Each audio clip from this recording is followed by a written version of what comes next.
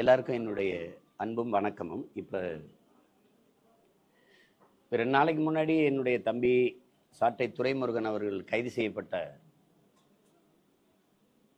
அந்த வழக்கு, அதுக்கான விளக்கம் அது கொடுக்கணும்னு நினைக்கிறேன். அதுக்காக தான் நான் அதை சொல்கிறேன். அந்த மேடையில் துரைமுருகன் பாடின பாட்டு உண்மையிலே அவருக்கு தெரியாது. அந்த பாட்டு தெரியாது. அந்த பாட்டை அவர் நான் பாடி தான் கேட்டிருக்கிறாரு. அந்த பாட்டுக்கு எங்களுக்கு எந்த சம்பந்தமும் இல்லை. அந்த பாட்டை இயற்றி அதை மெட்டமைத்து பாட வச்சு வெளியிட்டது அனைத்து இந்திய அண்ணா திராவிட முன்னேற்ற கழகம். அம்மையார் ஜெயலலிதா இருக்கும்போது பல நூற்றுக்கணக்கான மேடைகளில் அந்த பாடல் பாடப்பட்டிருக்கு. இதே கருத்து சொல்லப்பட்டிருக்கு. அன்னைக்கெல்லாம் இவங்களுக்கு வருத்தமோ கோபமோ இழிவோ அதெல்லாம் தெரியல. அதை திருப்பி நாங்கள் எடுத்து பாடும்போது ஐயோ அது அப்படி ஆயிடுச்சு இப்படி ஆயிடுச்சு அப்படின்ட்டு அவதூறு பேசுவது, அசிங்கமான அரசியல் பேசுவது, இதுக்கெல்லாம் ஆதித்தாய் அப்படின்னா உங்களுக்கு தெரியும். தோற்றுவாய் எதுன்னா அது திராவிட முன்னேற்ற கழகம்தான். ஒவ்வொரு தலைவர்களை பற்றியும் அவர் அந்த தலைவரே மதிப்புமிக்க கலைஞர் கருணாநிதி அவர்களே பேசுனதெல்லாம் இருக்கு. குறிப்பா எங்க தாத்தாவையெல்லாம் கருவாட்டுக்காரியின் சீமந்தபுத்திரர், மரமேறி, கட்டப்பீடி, முன்னாடியெல்லாம் ரஷ்யாவுக்கு எரும தோலை தான் அனுப்பிட்டு இருந்தோம், இப்போ எரும மாட்டையே அனுப்பணும்னு பேசுனதுல இருக்கு. அது மாதிரி ஒவ்வொரு தலைவர்களை பற்றி பேசுறது, அம்மையார் இந்திரா காந்தியை பற்றி, அம்மா ஜெயலலிதா பற்றி பால்கனி பாவை என்று பேசியது, இந்த ஐயா எம்ஜிஆர் அவர்களை ஆண்மையற்றவர், ஆண்மகன் இல்லாத ஒரு அலி என்றெல்லாம் பேசுனது கொடுமையான விமர்சனங்களை வச்சிருக்காங்க. நீங்க எந்த கட்சியில இப்படி இழிவா பேசுறதுக்குன்னு பேச்சாளர்களை வச்சிருந்தாங்கன்னா இவங்க தான். மதிப்பிற்குரிய எங்க ஐயா வெற்றி கொண்டான்லாம் மேடையில அம்மா ஜெயலலிதாவை பேசுனதெல்லாம் நீங்க இப்ப நான் பேசி காட்ட முடியாது.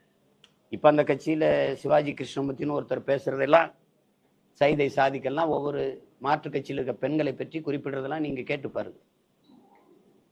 நாகரிக அரசியலை பற்றி, கண்ணியமான அரசியலை பற்றி கற்றுக் கொடுக்கறதுக்கு, அடுத்தவங்களுக்கு போதிக்கிறதுக்கான தகுதி, நேர்மை ஒரு துளியும் இல்லாத கட்சி தமிழ்நாடு இருக்குன்னா அது திமுக தான். இதுல ஏதோ சண்டாளர் அப்படின்னு சொல்லிட்டாங்கன்னு, உண்மையிலே உங்களுக்கு நான் சொல்றேன், ஒரு உண்மையை பேசுறேன், சத்தியத்தை பேசணும்னு நினைக்கிறேன். எங்களுக்கு தெரியாது சண்டாளர்னு ஒரு சமூகம் இருக்கு தெரியும். எங்க கிராமங்கள்ல, சிற்றூர்கள்ல, குறிப்பா நாங்கள்லாம் பிறந்த ராமநாதர் சிவகங்கையில் சாதாரணமான சண்டாளப்பாவி வினடா அப்படி பண்ணிட்ட சண்டாளப்பல இப்படிலாம் பேசுறது இருக்கு. நீங்க படங்கள்லயே நீங்க பாத்தீங்க, அடி சண்டாலி உன் பாசத்தாலேன்னு என் தம்பி அமீர் எடுத்த படத்துலயே பருத்தியூரிலே வருது. அப்புறம் தம்பி ஜீவபிராஸ் படத்துல சண்டாலி ஒன்றுன்னு ஒரு பாட்டு வருது. அப்போலாம் இவங்க பேசல. பாஞ்சாலங்குறிச்சி நான் எடுக்கும்போது என்னுடைய பங்காளி வடிவேல் அவர்களை வச்சு ஒரு நகைச்சுவையில அட சண்டாலா சண்டாலான்னு ஒரு வார்த்தையை பேசிடுவாரு. அப்ப எனக்கு தெரியாது, உண்மையிலே தெரியாது. படம் வெளியாகி ஓடும்போது எனக்கு கடிதம் வருது, இந்த மாதிரி எப்படி இது பண்ணி இப்படி சொல்லிட்டீங்க, உங்ககிட்ட அதை எதிர்பார்க்கல. அப்பதான் தெரியும், ஓ இந்த பேர்ல ஒரு சமூகம் இருக்கு போல இருக்கு அப்படின்னா. அப்ப நான் வருத்த கடிதம் எழுது, இனிமே இந்த மாதிரி பயன்படுத்துறது இல்லை. அதுக்கப்புறம் நாங்க அதெல்லாம் பயன்படுத்துறது இல்லை. இவங்க தான் அதை சலுக்கர்கள், சண்டாளர்கள்ங்கிற வார்த்தையெல்லாம் அதிகமா பயன்படுத்தினது ஐயா கருணாநிதி அவர்கள் தான். சங்க இலக்கியங்கள்ல, மந்திரங்கள்ல, என் திருமூலர் வரைக்கும் சண்டாளருங்கிற வார்த்தையை பயன்படுத்திருக்க. கந்த சிருஷ்டி கவசத்திலே சண்டாளருங்கிற வார்த்தை. ஐயா கருணாநிதி அவர்கள் நீங்க பாருங்க, பாசப்பறவைகள் படத்தோட அந்த நீதிமன்ற இதுல அந்த சண்டாளருங்கிற வார்த்தையை இவர் பயன்படுத்திக்கிறது. இது அண்ணா நாமம் வாழ்க என்று கூறிக்கொண்டே அவருக்கு பட்டை நாமம் சாற்றுகிற சண்டாளத்தனத்தை தமிழகம் இனியும் பொறுத்து கொண்டிருக்காரு. அவர் முதலமைச்சராக இருக்கும்போது சேது சமுத்திர திட்டத்துக்கு எதிராக அதிமுக கருத்து சொன்ன போது பதிவு செஞ்ச வார்த்தை. திருப்பி அதெல்லாம் கொடுத்தது யார்? எந்த சண்டாளர்கள் கெடுத்தார்கள்?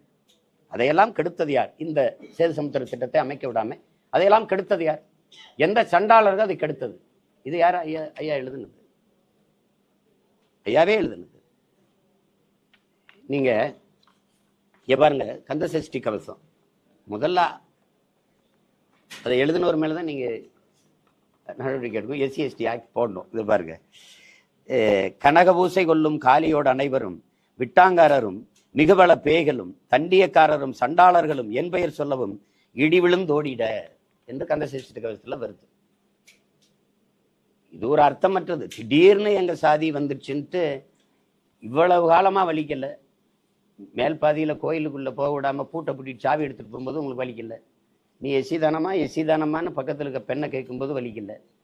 நாங்கள்லாம் தாழ்த்தப்பட்டவர்களா, எங்களை வெளியே நிற்க வைக்கிறீங்கன்னு பெருமக்கள் பேசும்போதெல்லாம் உங்களுக்கு வலிக்கல. ஒரு நீதிபதி தாழ்த்தப்பட்டவன் நீதிபதி ஆனது அவன் தகுதியால வரல, இவங்க தான் அவங்க நீதிபதி ஆக்குனாங்க என்று ஐஆர்எஸ் பாரதியெல்லாம் பேசுனது இருக்குது. நாங்க போட்ட பிச்சைன்னு இதுல யாரு கேட்டது? நீங்க உட்கார்ந்துருக்க நாற்காலியெல்லாம் நாங்க போட்ட பிச்சைன்னு நீங்க யாரும் சொல்லலையே. திடீர்னு உங்களுக்கு இதயம் அப்படி காயப்பட்டுருது, புண்ணாய் போயிடுது. சண்டாளர்னு நாங்க என்ன பண்ண? இருக்கிற பாட்டு கள்ளத்தனம் செய்யும் காதகன் கருணாநிதினு இருக்கிற பாட்டு நான் பாடல, என் தம்பி துரைமுருகனும் பாடல. அதை எழுதி வெளியிட்டது அதிமுக. அப்பெல்லாம் எங்க போய் படுத்துக்கிட்டு இருந்தீங்க? காதல பஞ்சு வச்சு கவுந்து படுத்துக்கிட்டு இருந்தீங்களா? எங்க போச்சு? ஏதோ அதிகாரத்தில் இருக்கிறவன அப்படியே எங்களை அசிங்கப்படுத்திட்டு நீங்க பண்ண அக்கிரமமா, நீங்க இந்த உங்களுக்கு வாக்கு செலுத்தி ஆழம் வச்ச இந்த மண்ணுக்கும் மக்களுக்கும் செய்த துரோகங்கள் பட்டியலிட்டு பேசலாமா? யார் என் கூட வருது? அங்கிருந்தா வந்திருக்கேன். நான் புதுசா படிச்சுட்டு வர வேண்டியது இல்லை, நீங்க கற்றுக் கொடுத்ததெல்லாம். வாங்க தர்க்கம் செய்வோம். ஒரு பொது மேடை, நீங்க தான் நிறைய தொலைக்காட்சி வச்சிருக்கீங்க, வாங்க. உங்க வாடகை வாய்கள், உங்கள் வலையொலிகள், உங்களுக்கு ஆதரவாய்ங்கிற வாய்கள்லாம் எப்படி பேசுதுன்னு ஒரு தடவை நீங்க கேட்குறீங்களா? மாண்புமிகு சட்ட அமைச்சர் ஐயா ரகுபதி அவர்கள் அவங்க கட்சிக்கு ஆதரவா பேசுற வலையொலியாளர்கள், யூடியூபர்ஸ், அவங்க பேச்செல்லாம் கேட்குறாங்களா? அவங்க எங்களையெல்லாம் கேவலமா பேசும்போது உங்களுக்கு இனிக்குது. நாங்க பேசிட்டா அப்படியே நெஞ்செல்லாம் புண்ணாயிருது, காதல் அப்படியே ஈயத்த காட்சி ஊத்துற மாதிரி உங்களுக்கு ஆயிருது. எங்களை திட்டும்போது உங்களுக்கு தேன் வந்து பாயுது. எப்படி இது?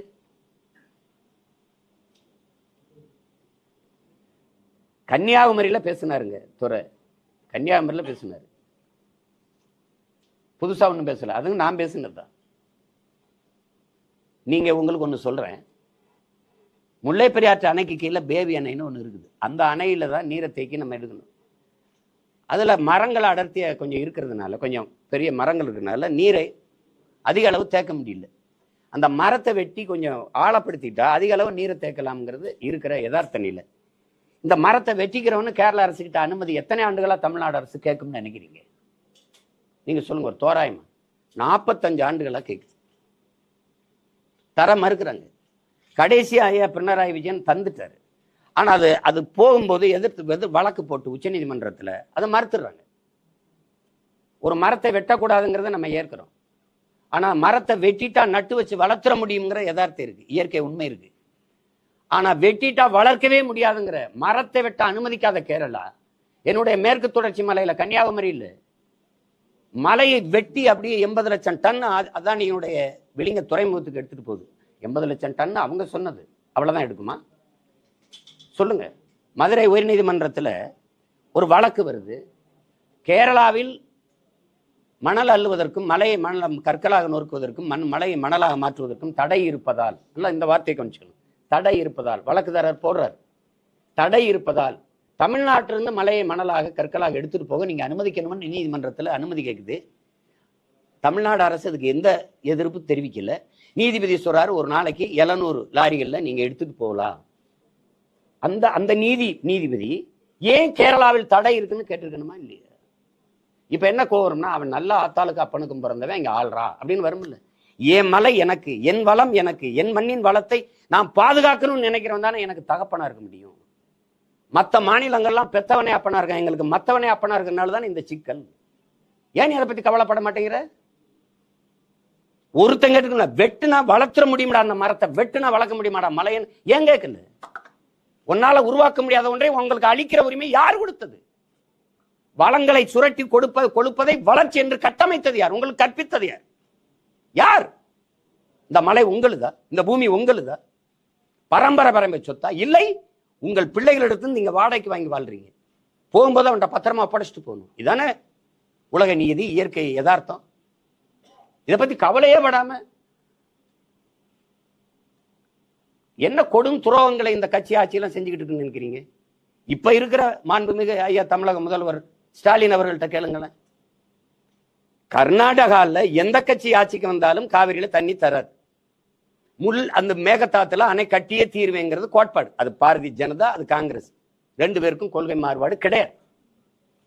பாரதிய ஜனதாவும் தன்னுடைய நிதிநிலை அறிக்கையில் தேர்தல் அறிக்கையில் 9,000 கோடி ஒதுக்கியிருக்கு, காங்கிரசும் ஒதுக்கியிருக்கு மேகதாதுக்கு.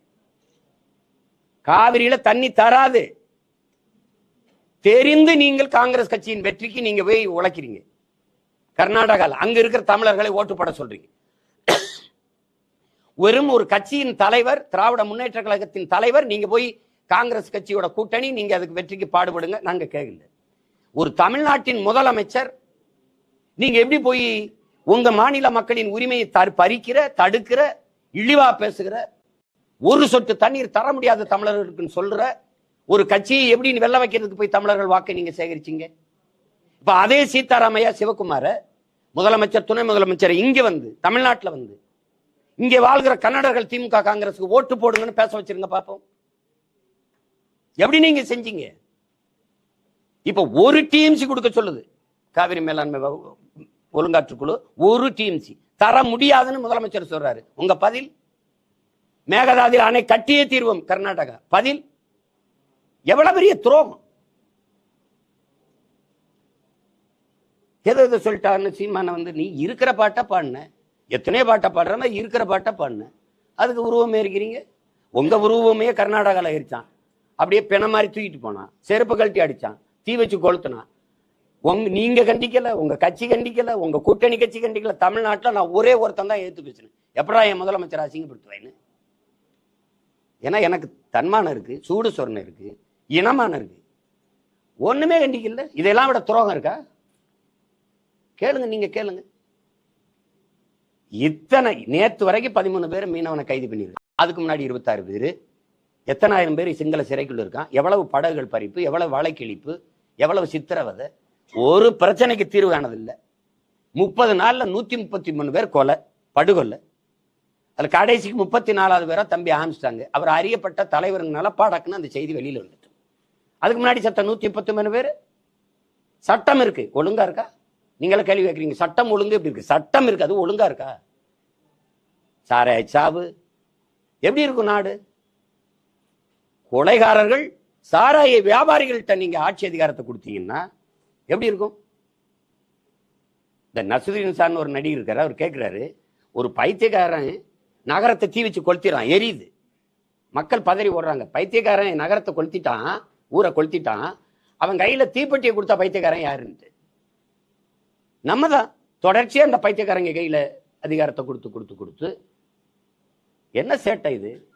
கன்னியாகுமரியில பேசின துறை, நான் பேசினதான் அவர் சொல்றாரு, அந்த நேரத்தில் இந்த மலையை வெட்டி ஏத்துறதை நீங்க தடுக்கலையே, என் மணலை நீங்க மணலா உங்களால எப்படி பார்க்க முடியுது? என் தாயின் மாற அறுக்கிறீங்களே, பூமி தாயின் மாற அறுத்து கொண்டு போறீங்களே, மலையில இருந்தானே அருவி, அருவியில இருந்தானே ஆறு, ஆறுல இருந்தானே நீர், நீர்ல இருந்தானே சோறு, சோறுல இருந்தானே வயிறு, வயிறுல இருந்தானே உயிர், உயிர், உயிர்ல இருந்தானே வாழ்க்கை. அப்ப நீங்க இப்படி பண்றீங்களேன்னு கேட்டதுக்கு அங்க வழக்கு. ஆனால் அங்க குண்டாஸ் போடுறதை நான் தடுத்துட்டேன் பேசி. அங்க இருந்து இங்க சென்னைக்கு வர வச்சு, இங்க இருந்த வருணுங்கிற அந்த எஸ்பி குண்டாஸ் போட்டு உள்ள வச்சாரு 6 மாசத்துக்கு மேல. திருப்பி இப்ப பேசுனது விக்கிரவாண்டியில இந்த பாட்டை அவர் பாடினது. அவரே சொல்றாரு, இந்த பாட்டுல வழக்கு போடணும்னு எங்க அண்ணன் மேலதான் போனோம், அவர் தான் திருச்சி வானூர்தி நிலையத்தில் பாடி காட்டினாரு. நீங்க என் மேலதான் போட்டிருக்கணும், நானே கேட்கிறேன், ப்ளீஸ் டூ இட், என்னை கைது பண்ணி உள்ள வைங்கன்னு தான் சொல்றேன். நீங்க அவரை வந்து இங்க பாடினதுக்கு இங்க நடவடிக்கை எடுக்காம அவர் ஊர் கொடைக்கு போறாரு கோயில் திருவிழாவுக்கு. அவர் தென்காசியில குளிக்க போனவரை போய் கைது பண்ணி கூட்டிட்டு வந்து அவர் திருச்சியில இருக்க வருண் எஸ்பி அங்க வர வச்சு நடவடிக்கை எடுக்க வேண்டிய அவசியம் என்ன அவசியம்? சரி, வரும்போது ஒரு காவல்துறை கைது பண்ணா காவல்துறை வண்டியில என்ன எத்தனை முறை ஏற்றிருக்கீங்க? காவல்துறை வண்டியில தான் ஏற்றுவீங்க, என் சொந்த வண்டியில வர அனுமதிப்பீங்களா? ஊடக எடுத்துக்கிற அனுமதிக்க மாட்டாங்க, வாங்க சீக்கிரம் சீக்கிரம்ட்டு. உங்களை மாதிரி ஊடகவியலாளர் சந்திக்க அனுமதிக்க மாட்டாங்க. நீங்க அப்படி இருக்கும்போது என் தம்பியுடைய சொந்த வண்டியில இனோவா வாகனத்துல ஏன் ஏத்துனீங்க? ஏத்தி பின்னாடி வந்து லாரியை வச்சு ஏன் இடிக்க வச்சீங்க? இதே தான் ஒரே ஃபார்முலா, ஒரே முறை, ஒரே மெத்தட். சவுக்கு சங்கருக்கு ஒரு விபத்தை காட்டி உயிர் அச்சுறுத்தல் பண்றது, இவனுக்கு பின்னாடி வந்து லாரி ஏற்றி வச்சு ஒரு அச்சுறுத்தல் பண்றது. எப்படி? ஏன் உங்க வண்டியில் ஏற்றிட்டு எடுத்தவனே செல்போன் எதுக்கு? உனக்கு செல்போன் உங்க காசு இல்லையா? செல்போன் அதுக்கு. நான் பல முறை 5 முறைக்கு மேல சிறைக்கு போயிருக்கேன். எடுத்தவனே செல்போனு கழுத்துல போட்டிருக்கு, சங்கிலி போட்டிருக்காரா, இடுப்புல அருணா கொடி கட்டிருக்காரா, அதுக்கு எல்லாத்தையும் அவுத்து யாரு பொறுப்புன்னு குடும்பத்துல ஒருத்தட்ட கொடுத்துட்டு தான் உள்ள கூட்டிட்டு போவாங்க. நீ ஏன் செல்போன் எடுத்துட்டு போற? எதுக்கு எடுத்துட்டு போற? உன் வேலை என்ன? போன தடவை அவன்கிட்ட செல்போனை பறிச்சிங்களா? கொடுத்தீல? என் பிள்ளைகளுக்கெல்லாம் பறிச்சிங்க இல்லை, என்ன இறையில திருப்பி கொடுத்தீல? என்னது இது? எதை பத்தி பேச அருகதை தகுதி வச்சிருக்கிறீங்க? ஒரு திறந்த வெளியில ஒரு பொது விவாதவங்களை இத்தனை ஊடகவியாளர் கிடையாது. நான் ஒருத்தன் இல்ல, நான் கூட வேணாம், தம்பி தங்கச்சி தர்க்கம் பண்ணி வெல்லுங்களை பார்ப்போம். 3 ஆண்டுகளை நீங்க செஞ்ச ஒரு சாதனையை சொல்லுங்க பார்ப்போம். கொடுமை. ஒரே சாதனை. போன தடவை 500 கொடுத்தோம், இப்ப 2000 கொடுத்துருக்கோம் ஓட்டுக்கு. அதை விட்டா சண்டாளங்கிற வார்த்தையை என்ன நானும் துரைமுருகனும் கண்டுபிடிச்சு பேசுன மாதிரி போயிட்டு இருக்கீங்க. இன்னும் எத்தனை இருக்கு பாருங்க. இங்க பாருங்க, திருமூலர் திருமந்திரம். திருமந்திரம் எங்க இருக்கு? இது எங்க தாத்தா நாமக்கல் கவிஞர் பாருங்க. சங்கரர் காசியில் அங்கென்ன சொன்னார், சண்டாளர் பக்தனும் தங்குரு வென்றார் என்று நாமக்கல் கவிஞர் பண்ணிருக்காரு. திருமூலர் கூட கம்பராமாயணம் பாருங்க. ஆதலும் யாகம் செய்யும் தலைவனாக சண்டாளர் அனைத்தலும் தகாத செயல்கள் சண்டாளர். சங்க இலக்கியம் முழுமைக்கு சண்டாளர். பழைய படங்கள் முழுக்க உரையாடல் சண்டாளர். அவ்வளவு கஷ்டமா இருக்குன்னா நான் அந்த சமூகம் சார்ந்த மக்கள்கிட்ட நான் அன்பா வேண்டுறேன். சாணாரெல்லாம் நாடாரான மாதிரி, பல்லரெல்லாம் தேவேந்திரான மாதிரி, கல்லர் மரவரெல்லாம் அகமுடையெல்லாம் தேவரான மாதிரி இப்படி மாறி இருங்களேன். அவ்வளவுதானே, வேற பேர் வச்சிருவோம். சின்ன மேளம்னு இருந்தது இசை வேளாளர்னு ஐயா கருணாநிதி அவர்கள் அவர் வந்தபோது பேர் வச்ச மாதிரி நீங்க சொல்லுங்க, மச்சிருவோம். இல்லைன்னா நாங்க வந்து மாற்றி தர்றோம். எதுக்கு இவ்வளவு கஷ்டம்? இதெல்லாம் யார் தீ வச்சு கொடுத்துவீங்களா? திருமந்திரத்தை இல்ல கந்த சஷ்டி கவசத்தை இல்ல ஐயா கருணாநிதி முதல்ல அவர் மேல நடவடிக்கை எடுத்துட்டு எங்க மேல எடுங்க. ரொம்ப பாயிறீங்க, ரொம்ப துள்றீங்க. வாங்க, ஐயா கருணாநிதி அவர்கள் செய்த தமிழ் இனத்துக்கு செய்த நன்மையையும் சொல்லுங்க, நானும் செய்றேன். அவர் சொன்ன இதையும் சொல்றேன்.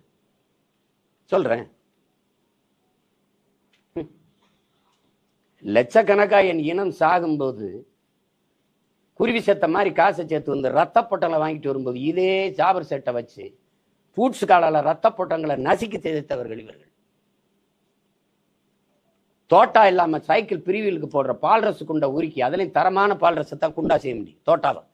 அந்த தோட்டாவை செய்யறதுக்கு 30 லட்சம் 40 லட்சம் குருவி சேர்த்த மாதிரி பிச்சு எடுத்து காசு கொண்டாந்து வாங்கிட்டு போனா பால் ரசு குண்டையும் பறிச்சு பணத்தையும் பறிச்சுட்டு 30 லட்சம் பறிச்சா 3 லட்சம் கணக்கில் காட்டி உள்ளதுக்கு போட்ட பெருந்தகை யாரு? நீங்க பேர்ல சும்மா இப்ப தமிழினத்துக்கு தலைவர் ஒரு தடவை சொல்லுங்களே பார்ப்போம்.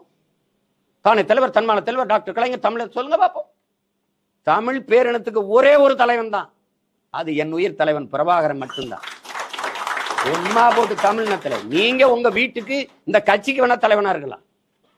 எப்படி தலைவன் நீங்க? எந்த வழியில தலைவன்? இந்தி எதிர்ப்பு. இந்தி இருக்குதா இல்லையா? இங்கே நீங்க நடத்துற பள்ளிக்கூடங்களே இந்தி. தமிழ் மீட்சி. வீழ்வது நாமாக இருந்தாலும் வாழ்வது தமிழா இருக்கும். வாழுதா? தமிழ் வீழுது, நீங்க வாழ்றீங்க. எங்க இருக்கு தமிழ்? தமிழகத்தின் தமிழ் தெருவில் தமிழ் இருக்குதா? இருக்குதா? தமிழ் படிச்சா வேலை இருக்கா? வாய்ப்பு இருக்கா? இருக்கா? பேரு தமிழ்நாடு. தமிழனுக்கும் தமிழருக்கும் சுடுகாடு. தமிழுக்கும் தமிழனுக்கும் சுடுகாடு. என்ன வச்சிருக்கீங்க? நீர், தண்ணீர்கா? குடிக்க தண்ணி, படிக்க பள்ளிக்கூடம். பலாயிரக்கணக்கான பள்ளிக்கூடங்களை மூடிக்கிட்டு வரும்போது பலாயிரக்கணக்கான டாஸ்மார்க் திறந்துகிட்டு இருக்கு. குஜராத் ஆண்டு ஒன்றுக்கு 55,000 பால் விற்குது. அவன் மாநிலத்தில் இருக்கிற பால் விற்பனை அந்த இது அமுது இங்க வரைக்கும் பரவுது, விரிவடை செய்யறான். நீங்க 40,000 கோடிக்கு சாராயம் விற்கிறீங்க. சாராயம் வித்து வர்ற காசுல நாட்டுக்கு நல்லது செய்யறங்கிற நம்ம நீங்க இந்த நாட்டு மக்கள் நம்புறது எப்படி? அப்புறம் என்ன நன்மை இருக்குது? இத்தனை கொலைகளும் மிகுந்த போதையில தான் செய்யப்பட்டிருக்கு. நீங்க உங்க மனச்சான்ற சொல்லுங்க. தம்பி ஆம்ஸ்டாங்க அவர் வீட்டு வாசல்ல வெட்டி 6 பேரும் மது போதை இல்லாமல் அல்லது இந்த போதைப் பொருளின் ஊக்கம் இல்லாமல் வெட்டி இருக்க முடியும். நீங்க நம்புறீங்களா? சொல்லுங்க, யாராவது சொல்லுங்க, நம்புறீங்களா? அவனை பார்த்தாலே பயந்துருப்பான். போதையில கிட்ட நெருங்கி இருக்க முடியாது. இத்தனை கொலைகளும் போதையால தான். எப்படி சட்டம் இருக்கும், ஒழுங்கு இருக்கும்?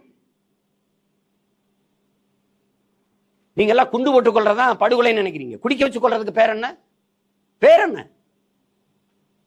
ஒரு அரசு சொல்லுது விக்கிரவாண்டி தேர்தலில் 6 பேர் கள்ளச்சாரம் கொடுத்து விழுந்துட்டான், ஆனா ஆஸ்பத்திரி சேர்த்துட்டு சொல்லுது புதுச்சேரியில இருந்து வந்துருச்சு. நீங்க போயிட்டு புதுச்சேரியில இருந்து வாங்க, எத்தனை தடவை சோதிக்கிறான் வண்டியை நிறுத்தின்னு.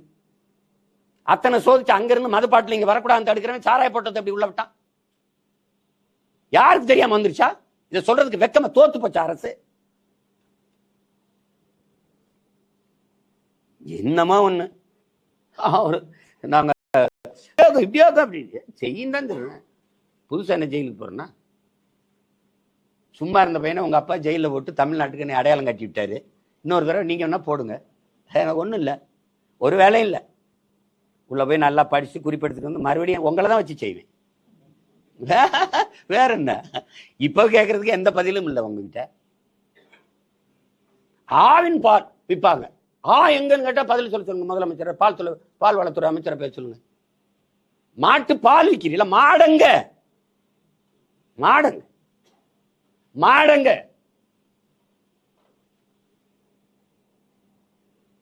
இது ஒரு அரசு, இதுக்கு வந்து ஆதரவு, அதுக்கு ஒரு அப்பப்ப தேர்தல், கேவலம்.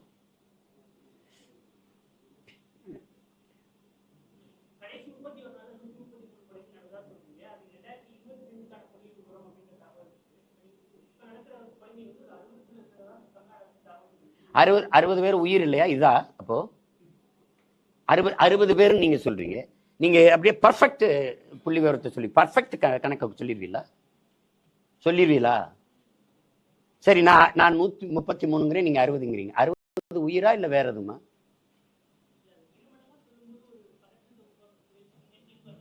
அறுபது பேர் சாகும்போது, ஒருத்தன் சாகும்போது தடுக்காம 60 பேர் சாகுற வரைக்கும் என்ன பண்ணிட்டு இருந்தீங்க? பல்லாங்குழி விளையாடிட்டு இருந்தீங்களா?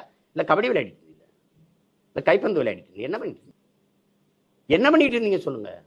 60 பேர் தான் அங்க செத்துருக்கான். அப்படியே அதுல ஒருத்தன் உங்க வீட்டுல இருந்து செத்தா ஓகேவா?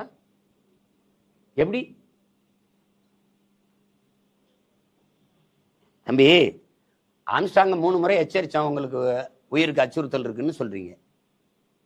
என்னை கூட தான் என் கட்சிக்காரங்க பூரா சொல்றாங்க, வெளிநாடு இருக்கிற உறவினரான் சொல்றாங்க, பாதுகாப்பாருங்க, உடல்நலத்தை கவனிங்க, கொஞ்சம் பாதுகாப்பாருங்க, அண்ணன் பாதுகாப்பை பலப்படுத்துங்க. இது எச்சரிக்கை. காவல்துறை வந்து உங்க உயிருக்கு அச்சுறுத்தல் இருக்கு, எச்சரிக்கையா இருங்கன்னா நீங்க சொல்லக்கூடாது. நீங்க பாதுகாப்பு கொடுக்கணும். அதுக்கு தான் காவல்துறைன்னு பேரு. காவல் காக்கிறவரை நீங்களே உங்களை பாதுகாத்துக்கிறீங்கன்னா அப்புறம் இதுக்கு போலீஸ்.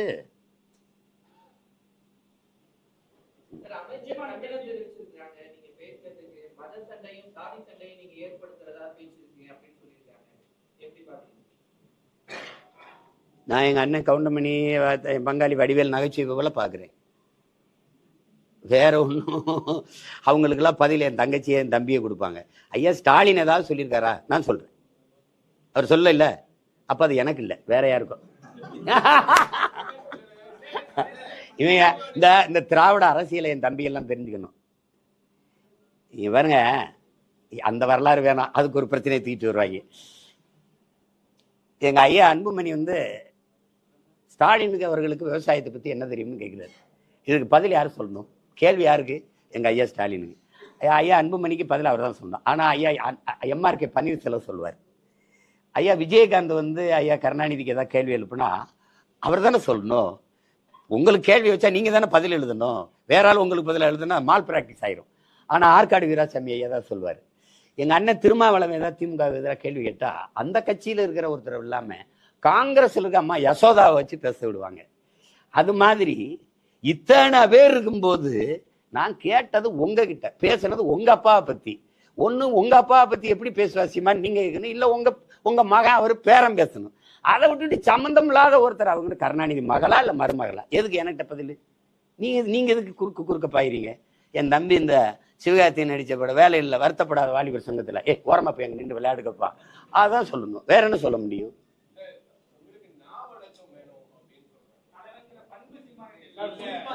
அது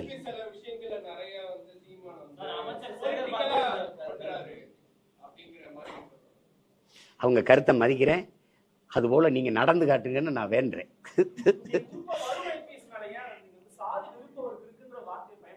அதை நான் வந்து பார்க்குறேன் சொல்றேன். அவரை மறக்க சொல்லுங்க, பார்க்குறேன் சொல்றேன். அது நடக்குதுன்னு எனக்கு தெரிஞ்சதுனால சொல்றேன். சும்மா வந்து சொல்ல முடியாதுல்ல, அவர் உண்மை போற போக்குல சொல்ல முடியாது. நீங்க பண்ற மாதிரி இப்ப நீங்க எதிர்பார்க்குற தலைவனுக்கான தகுதி எனக்கு இல்லை. நீங்க சொல்ற உங்க அப்பாவை கலைஞரின் முரட்டு பக்தர்னாங்க. இது ஒரு பெரிய திருட்டு கூட்டம், அதுக்கு சின்ன கூட்டம். நீங்க எதிர்பார்க்குற தலைமை எனக்கு எப்படி இருக்கும்? கருணாநிதியும் பிரபாகரன் ஒன்னா? தான் செத்தாலும் சரி தன் இனம் வாழணும்னு நின்னவங்க, பெத்த பிள்ளைகளுக்கெல்லாம் பதவி கேட்டு நின்ன நீங்க எங்க? பெத்த பிள்ளைகளையெல்லாம் தன் இனத்தின் விடுதலைக்கு சாக கொடுத்த ஏன் தலைவன் எங்க? அப்ப நான் எப்படி நீங்க எதிர்பார்க்கிற தலைவனா நான் எப்படி இருக்க முடியும்? நீங்க எதிர்பார்க்கிற தலைமை பண்பு என்கிட்ட இல்லைன்னா நான் உண்மையிலே பெருமைப்படுகிறேன், நான் சிறந்த தலைவனா இருக்கிறேன்னு தான் அர்த்தம். அதனால ரொம்ப நன்றி. வேற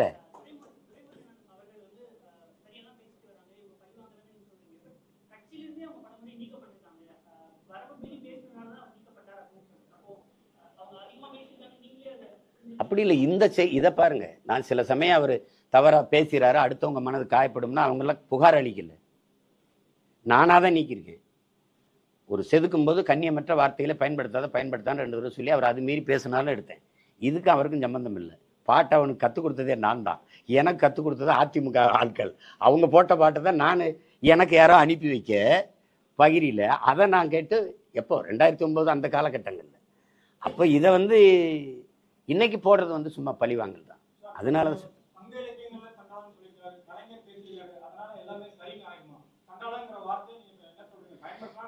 இப்ப சரின்னு ஆயிருமா? இல்ல நாங்க பேசுனதுனால மட்டும் தவறுன்னு ஆயிருமா? நான் கேட்கறேன்.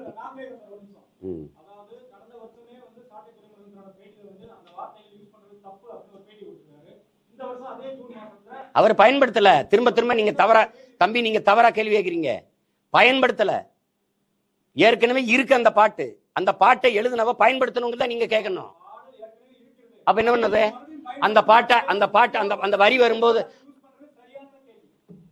பாட்டு இருக்கு, இன்னைக்கு ஒழிக்குது இல்ல. கருணாநிதி ஐயா கடிதம் எழுதுனதுல பயன்படுத்தினது சரியா தவறா? நான் கேக் கட்சி தலைவர் எப்படி இது? அவர் கொலை பண்ணா நியாயம் ஆயிரும், நாங்க கொலை பண்ணா குற்றம் ஆயிருமா? ஏங்க, ஏற்கனவே அவர் எழுதுனது அந்த குற்றத்துக்கு அவர் பொறுப்பேற்கட்டுங்க. அவர் இல்ல, இறந்துட்டாரு, அவர் மகன் முதலமைச்சராக, ஆமா அந்த மாதிரி எழுதுன தவறுன்னு வருந்தட்டும், நாங்க வருந்துறோம். அங்க கேட்டுட்டு வாங்க. அங்க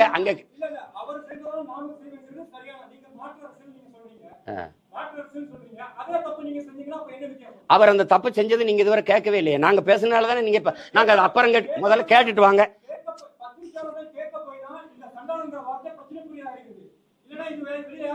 யாரு கேட்க போனீங்க? எங்க பேசுனீங்க? நீங்க எங்க பேசுனீங்க? நீங்க எங்க பேசுனீங்க?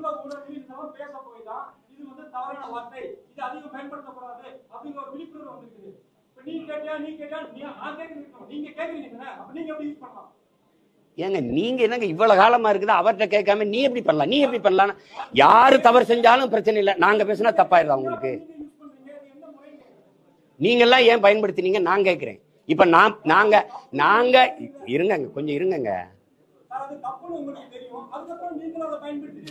எங்க தப்புன்னு தெரியும். நாங்க அந்த மாதிரி நீங்க இது பேசுறது ரொம்ப இதா இருக்கு. நீங்க அந்த பாடலை ஒருத்தர் திரும்பி ஒரு தடவை பாடுறாரு, அது எப்படி நீங்க பயன்படுத்தலாம்னா எப்படி? அந்த பாடலை திருப்பி பாடுறதுல என்னங்க முறைக்கிற எல்லாம் கேக்குறீங்க நீங்க? அதை சொல்லுங்க, அவர்கிட்ட போய் கேளுங்க. ஏன் எழுதி வெளியிட்டீங்க? நீங்க ஏன் எழுதுனீங்க கேளுங்க. முதல்ல எழுதுனது ஐயா கருணாநிதி அவர்கள் பல முறை சலுக்கர்கள் சண்டாளர்கள்லாம் பேசியிருக்கிறாரு. அதை கேட்டுட்டு வாங்க. நீங்க அப்புறம் கேட்குறீங்க, இப்ப கேளுங்க, அப்புறம் மறுபடியும் என்கிட்ட கேளுங்க. வேற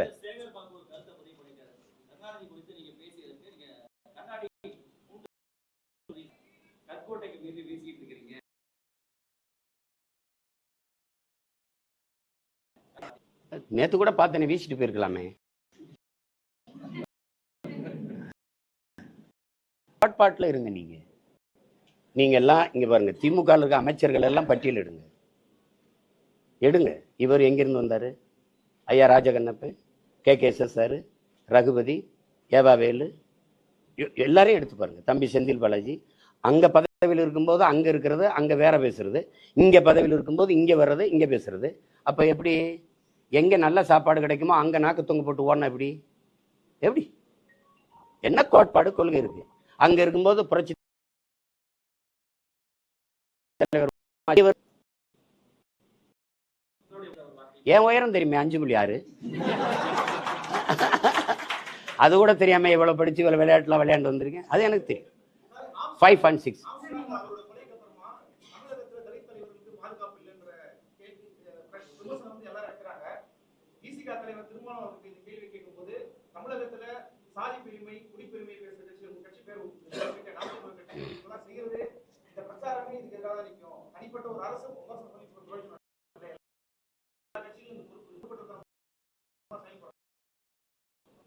பொறுப்போட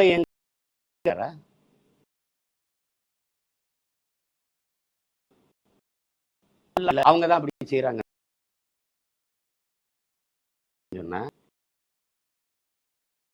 அதிகாரத்தில்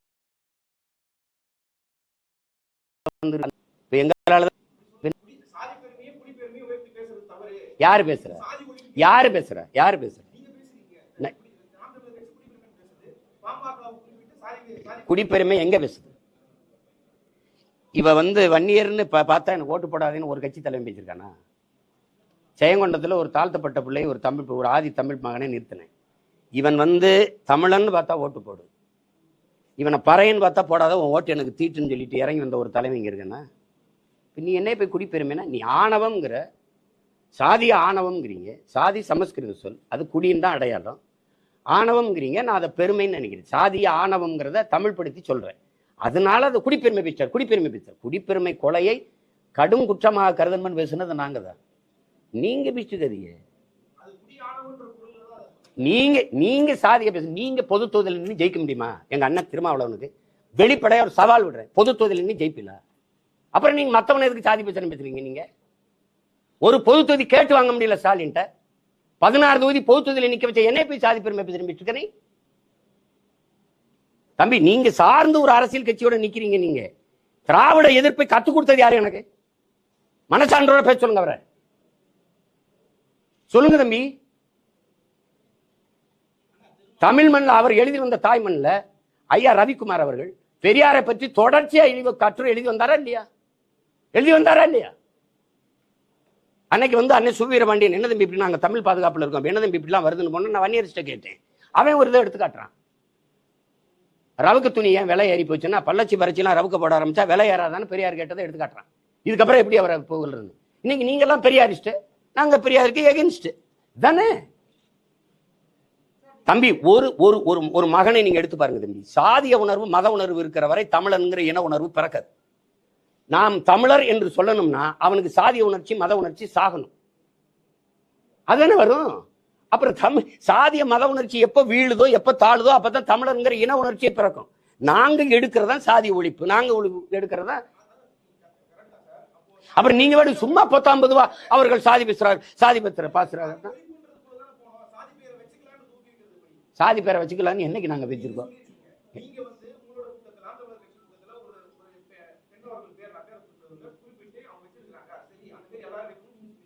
எல்லாரும் வைக்கலாம் பேசல, எல்லாரும் வைக்கணும்னு சொன்ன நீங்க எடுத்து காட்டுங்க. இங்க வாங்க தம்பி. ஒன்னும் இல்ல, ரோஷினி நாடாருன்னு போட்டிருக்கா. அவ போட்டவ என்ன சொல்றா, நீங்க ஏன் போட்டிருக்கீன்னு கேட்டதுக்கு, என்னுடைய அவங்க அப்பா பணம் ஏறல, ஆனா அவங்க பரம்பரை ஏறிச்சு. அவ சொல்றா என்னுடைய வேர் எங்க இருக்குன்னு எனக்கு தெரியணுங்கிறதுக்காக நான் வச்சிருக்கேன்ட்டு. அதான் பண்ண நீங்க எல்லாரும் போட்டுக்கணும்னு சொல்லியே அப்படியே.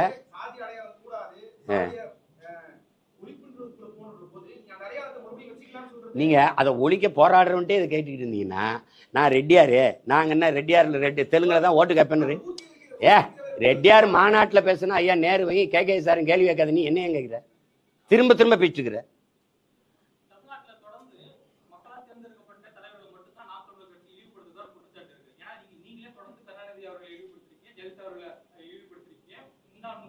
ஜெகத் யாரு? ஜெகத் யாரு? ஆட்சியாளர்கள் செய்யற தவறை சுட்டி காட்டக்கூடாதுன்னு இல்லையா? அந்த இழிவு என்ன? அந்த இழிவு என்ன சொல்லுங்க. அதாங்க அந்த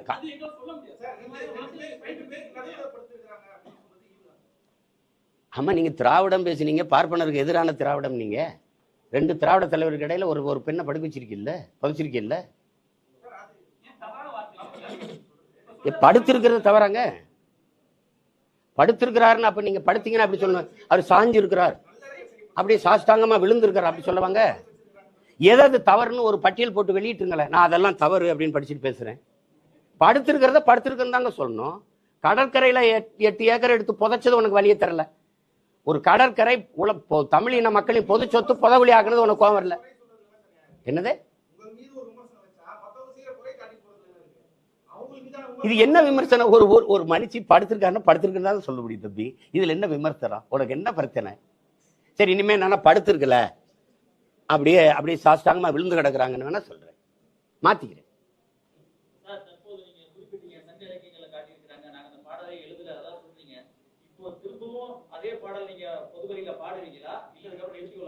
பாடுவேன். சரி, நிறைய பேர் நீ கூட போனேன், ஒரு தடவை பாடி காட்டிட்டு போனாரு ஒருத்தர், பாடிட்டு தான் இருந்தேன்.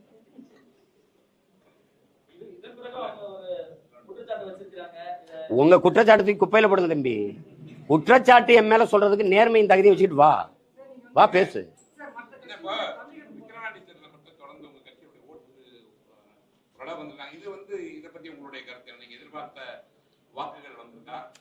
அது வந்து இடைத்தேர்தலில் வந்து நாங்க உங்களுக்கு தெரியும், ஒரு அதிமுக அதில் என்ன நடக்கும் தெரிஞ்சுதான் அது பின்னடைஞ்சிருச்சு.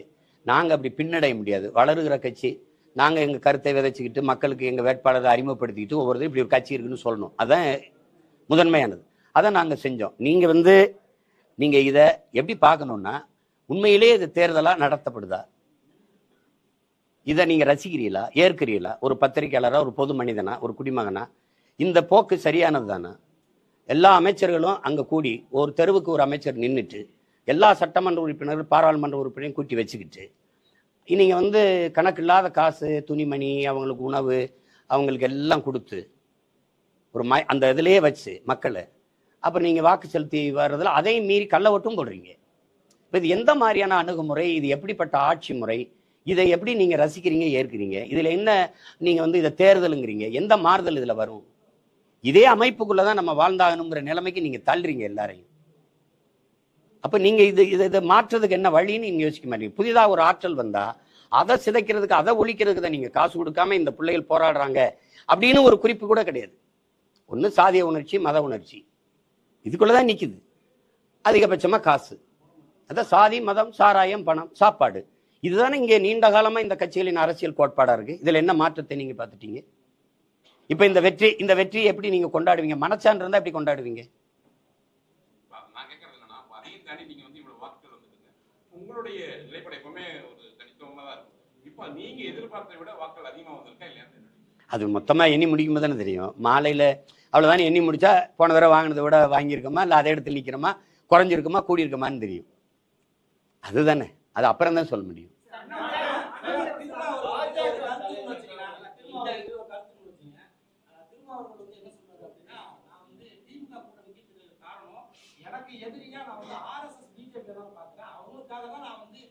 காங்கிரஸ் கூட ஒரு கருத்து வேறுபாடு இருக்கு, எனக்கும் அதிமுக கூட ஒரு கருத்து வேறுபாடு இருக்கு, எனக்கும் திமுக கூடயும் ஒரு கருத்து வேறுபாடு இருக்கு.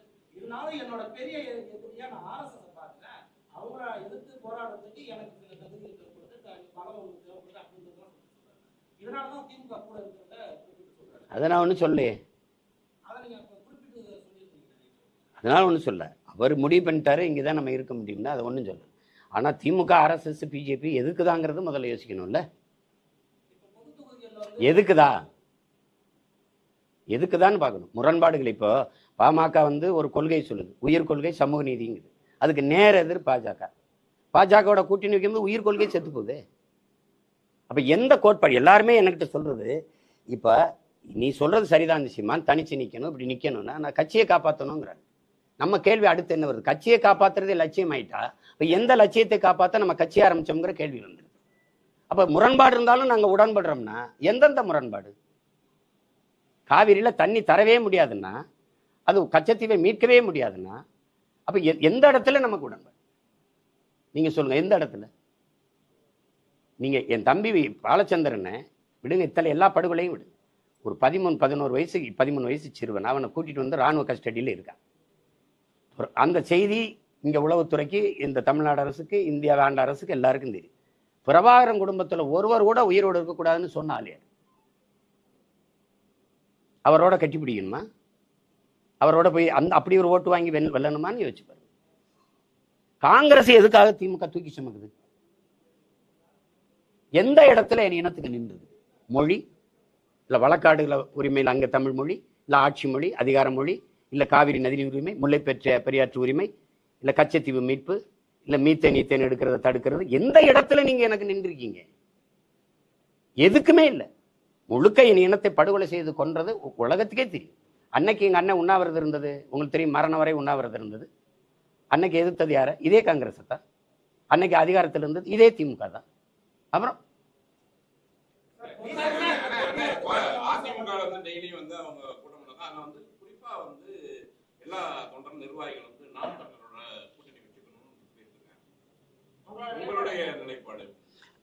பேச்சுவார்த்தை கட்சின்னு இருந்தாங்க, இன்னைக்கு நேத்து இல்லையே. அம்மா ஜெயலலிதா இருக்கும்போது கூட அன்னைக்கு 16ல் வந்து எனக்கு ஒரு ஓட்டு இருக்குதான்னு இல்லையான்னு கூட தெரியல. அன்னைக்கே அவங்க கூப்பிட்டாங்க, தம்பியை கூட்டிட்டு வாங்க நம்ம கூட அப்படின்னு. அது எனக்கு கூட்டணிங்கிறது கோட்பாடு இல்லை. அது ரெண்டாவது, திராவிட இந்த இந்திய திராவிட கட்சிகளோடு நாங்கள் இருக்க முடியாது. ஏன்னா இப்போ நீங்கள் வந்து ஒரு திராவிட கட்சியோட போயிட்டு எனக்கு என்ன அரசியல் இருக்குன்னு சொல்லுங்க. இருங்க, நான் கேட்குறேன், ஊழல் லஞ்சத்தை ஒழிக்கணும்னு. நீங்க ஏற்கனவே இருக்கிற ஊழல் லஞ்ச அந்த கட்சிகள் இப்ப நீங்க மாற்றுன்னு பேசுறீங்க. எந்த கட்சி ஆட்சியில இருந்து, எந்த கட்சியின் அரசியல் கோட்பாட்டில இருந்து மாற்று? இந்த கட்சிகள் இந்த கட்சியில இருந்தானே மாற்று. இப்படிதான் எங்க முன்னோர்கள் வந்தாங்க. வந்த எல்லாரும் வச்ச கோட்பாட்டை வந்து திருப்பி இந்த கட்சிகளோடவே கூட்டணி வைக்கும் போது அது மாற்றாலாம ஏமாற்றாயிருச்சு. இப்ப நீங்க மாப்போசிலிருந்து சீப்பாத்திலிருந்து எங்க ஐயா மருத்துவர் ராமதாஸ்ல இருந்து எங்க அண்ணன் திருமாவளவன்ல இருந்து அண்ணன் வைகோல இருந்து ஐயா விஜயகாந்த்ல இருந்து எல்லாருமே மாற்றுன்னு வந்த எல்லாருமே திருப்பி அங்க போனோன்னு அவங்களுடைய வாக்கு விழுக்காட்ட பாருங்க. 10.5 இருந்து ஐயா விஜயகாந்துக்கு பாராளுமன்றத்துல இப்ப என்ன வாக்கு விழுக்காடு இருக்கு? அது குறையுது இல்ல? அப்ப அதுதான் அங்க இருக்கிற பிரச்சனை. அண்ணன் வைகோக்கு எவ்வளவு இருந்தது, இப்ப எவ்வளவு இருக்கு? அப்ப அதனால அதுக்கு அது வந்து அது இல்ல இப்ப இல்ல.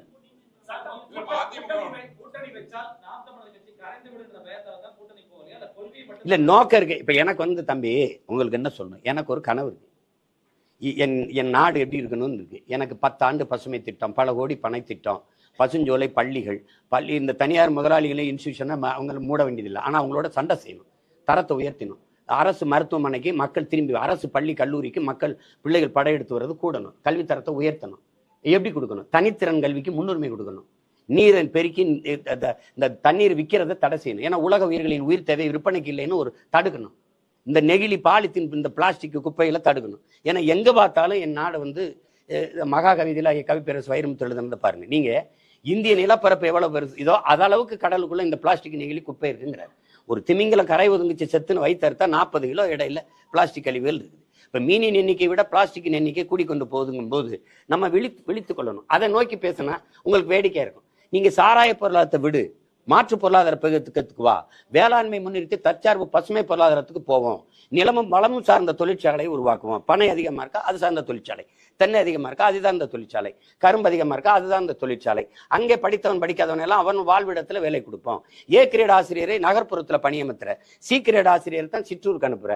அப்ப கிராமங்கள் காலியாகுது. இங்க கல்வி, வேலை வாய்ப்பு, மருத்துவம் எல்லாம் இங்கதான் இருக்கணும்னா கிராமங்கள் காலியாகி நகரங்கள் பிதுங்கி வழியுது. இது பேராபத்தானது. ஏன்னா நகரத்தில் இருக்கவனுக்கு உணவு தேவை, பால், முட்டை, அரிசி, பருப்புலாம் அங்க இருந்தா வரணும். அவன் காலி ஆயிட்டானா இது. அப்ப அவன் வாழ்விடத்துல நகர்த்தணும். சிற்றூர்களின் பொருளாதாரத்தை சமவீதத்துல வளர்த்தெடுக்காம ஒரு நாட்டின் வளர்ச்சி பொருளாதாரத்தை சமவீதத்துல வளர்த்தெடுக்க முடியாது. இங்க ஸ்மார்ட் சிட்டி இருக்கு, ஸ்மார்ட் வில்லேஜ் கிடையாது. அப்ப கிராமங்கள் காலியாகி நகரங்கள் பிதுங்கி வழியுது. நகர்ப்புறங்கள்ல மக்கள் இங்க வந்து இங்கேயே 2.5 கோடி இருக்கான். அப்ப வீட்டு வாடகை கூடுது, மின் கட்டணம், மின்சாரம் அதிகம் தேவைப்படுது, தண்ணீர் தேவை அதிகப்படுது, போக்குவரத்து நெரிசல் ஆகுது. ஒரு உயிர் காக்கும் ஊர்தி, ஆம்புலன்ஸ், அவசர உரிய தூக்கிட்டு கூட குறித்த நேரத்தில் கொண்டு இங்க சேர்க்க முடியல. அவ்வளவு நெருக்கடி. இப்ப வேணும் 10 வருஷம் கழிச்சு கற்பனை செஞ்சு பாத்தீங்கன்னா பயமா இருக்கு. கழிவுநீர், மழை நீரே வழிந்து ஓட இங்க காவாயில் கழிவு நீரும் மழை நீரும் ஒன்னா கலந்து ஓடி சைதாப்பேட்டில் ஒரு 11 வயசு பையன் இறந்து போறான். இப்ப இதுல எல்லாத்துலயுமே மாற்றத்தை கொண்டு வரணும். எனக்கு ஒரு கனவு இருக்கு, இப்படி செய்யணும், இப்படி மருத்துவத்தை தரம் இப்படி உயர்த்தணும். இது யாரோட சேர்ந்து உயர்த்துறது? அதனால அந்த கூட்டணிங்கிறதுல நமக்கு இது பிரச்சனை. அது தனித்துவத்தை இழந்துருவோங்கிறதுனாலதான் என் கருத்தை இதையா ஏத்துக்கொண்டு ஒரு கட்சி வருதுன்னு வச்சுக்கிறீங்க. இல்ல அண்ணன் சொல்றது சரிதான், இந்த மாதிரி கொண்டு வரலாம், நம்ம வேளாண்மை முன்னிறுத்தி. ஏன்னா நீங்க இன்னும் 10 ஆண்டு கழிச்சு திரும்பி பாத்தீங்கன்னா தங்கமத்தவன், வைரமத்தவன், இந்த பெட்ரோல் டீசல் வச்சிருக்கவன் எல்லாம் பணக்காரனா இருக்க மாட்டான். எவன்கிட்ட நீர் சோறு அதிகமா இருக்கோ அவன் தான் உலக பணக்காரனா இருப்பான். இப்ப நீங்க பாக்குறீங்க என் நாடு 150 கோடி மக்கள், 100 கோடி மக்களுக்கு செல்போன் கொடுக்க, கார் கொடுக்க, இந்த ஏசி, ஃப்ரிட்ஜ், டிவி எல்லாம் கொடுக்க திட்டம் வச்சிருக்கு. ஆனா நீரும் ஜோரும் கொடுக்க திட்டம் இருக்கானா? இல்ல, ஒண்ணுமே இல்ல, ஒண்ணுமே இல்ல. நீ இதுல எதுவும் இல்லாம வாழ்ந்துட முடியும். ஏன் சாராயம் இல்லாம கூட வாழலாம், சிகரெட் இல்லாம வாழலாம், போதைப் பொருட்கள் இல்லாம வாழலாம், கொக்கைன்னு, அபின்னு, கஞ்சா, இந்த இதெல்லாம் இல்லாம நீ வாழ்ந்துடலாம். நீரும் ஜோறு இல்லாம வாழ முடியாது. இது எல்லாத்தையும் வித்த முதலாளி பணக்காரனா இருக்கான். சிகரெட் வித்தவன், பான்பராக்கு வித்தவன், கஞ்சா வித்தவன், இந்த சாராயம் வித்தவன் பணக்காரனா இருக்கான். ஆனா சோறு போடுற விவசாயி ஏழையா இருக்கான், வாழ முடியல, தற்கொலை பண்றான். இந்த நிலையை மாத்தணும்னு நினைக்கிறோம். அதுக்கு எங்களோட ஒத்து போறவங்களோட தான் நம்ம அணி சேர முடியும் இல்லையா? அதுக்கு இப்ப தம்பி, இப்ப என் தம்பி இன்னும் கட்சியே ஆரம்பிக்கல. அவர் ஆரம்பிச்சு அவர் கருத்தியல் கோட்பாட்டை முன் வச்சு பயணிக்கும் போது தான் ஒத்த கருத்து இருக்கா இல்லையானா இப்போ ஆய்வு செய்யணும். இன்னும் வந்து 18 மாதங்கள் இருக்கு. 18 மாதங்கள் இருக்கு. குறைஞ்சது ஒரு 12 மாதத்தை விட்டுருங்க, அதுக்கப்புறம் பேசுவோம்.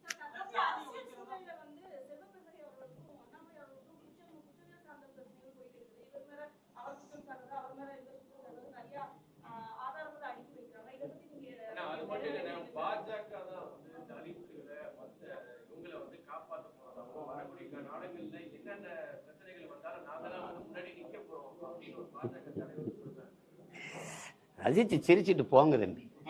உங்களுக்கெல்லாம் எவ்வளோ பிரச்சனை இருக்குது, கொஞ்சம் ரிலாக்ஸ் வேணும்ல. சின்ன சின்ன அது நகைச்சுவை காட்சிகளை பார்க்குற மாதிரி பார்த்துட்டு போங்க.